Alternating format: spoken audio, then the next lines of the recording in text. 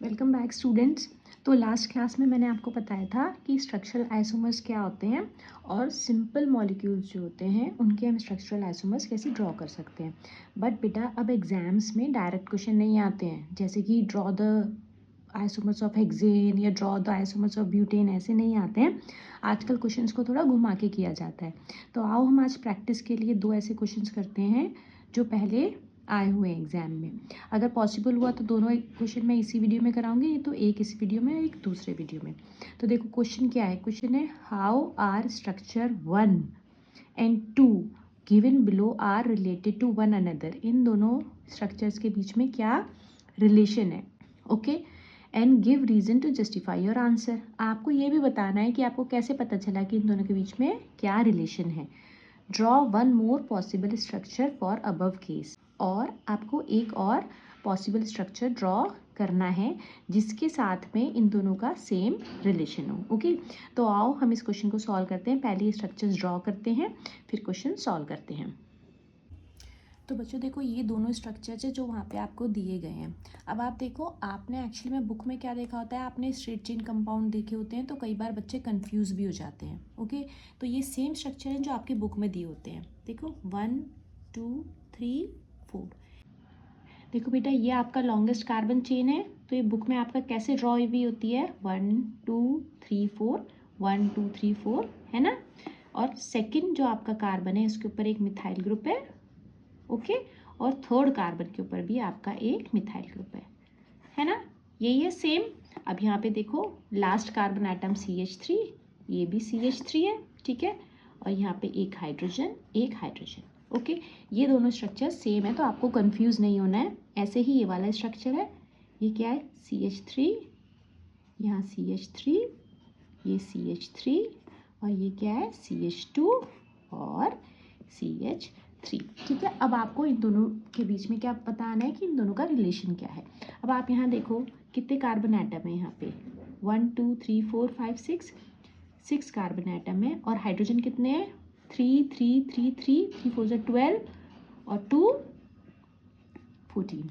Okay, और यहाँ पे भी देखो 1 2 3 4 5 6, 6 कार्बन एटम है। और हाइड्रोजन देखो 3 3 3 3 3 4 12 13 14, ठीक है। तो अब आप यहाँ देखो, दोनों का जो मॉलिक्यूलर फार्मूला है, दोनों का मॉलिक्यूलर फार्मूला क्या है, सेम है। दोनों का मॉलिक्यूलर फार्मूला सेम है, बट स्ट्रक्चर अलग है। इसका मतलब ये दोनों क्या हैं, आइसोमर्स हैं, क्योंकि वो कंपाउंड जिनका सेम मॉलिक्यूलर फार्मूला होता है और डिफरेंट स्ट्रक्चर्स होते हैं, हम उन्हें क्या बोलते हैं, स्ट्रक्चरल आइसोमर्स। और ये कौन से एल्केन के स्ट्रक्चरल आइसोमर्स हैं, C6 वाला जो एल्केन होता है उसे हम क्या बोलते हैं, हेक्सेन, है ना। तो ये किसके स्ट्रक्चरल आइसोमर्स हैं, हेक्सेन के, ठीक है। हेक्सेन का फॉर्मूला क्या होता है, CnH2n होता है हमारा +2। यही होता है हमारा जनरल फार्मूला किसी एल्केन का। हेक्सेन में कितने कार्बन एटम है 6, मतलब यहाँ पे हम क्या रखेंगे 6, है ना। 6 2 12 13 14, ठीक है। तो ये जो दोनों आइसोमर्स हैं ये हमारे किसके हैं, हेक्सेन के हैं। तो आप वहाँ पे क्वेश्चन में क्या लिखोगे, the relation between the structure 1 and 2 is that they are structural isomers of hexane। तो आप यहाँ पे क्या लिखोगे, these are structural isomers of hexane। और आपको रीजन भी देना है, ठीक है। रीजन में क्या लिखोगे, because they have same molecular formula but different structural formula।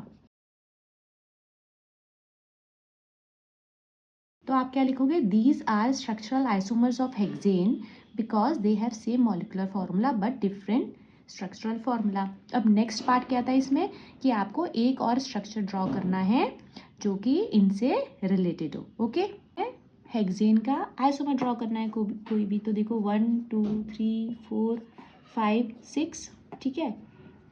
आप ये भी ड्रॉ कर सकते हो, क्यों, ये क्या है आपका एन हेक्सेन। नेक्स्ट आप क्या ड्रॉ कर सकते हो, CH3, CH3, और ये जो आपका एक हमारा मिथाइल ग्रुप यहाँ आ जाए। ओके, आप ये भी ड्रॉ कर सकते हो, ठीक है। तो हेक्सेन के कितने आइसोमर्स होते हैं, टोटल 6 आइसोमर्स होते हैं। उनमें से उन्होंने आपको 2 आइसोमर्स ड्रॉ करके दिखा दिए हैं।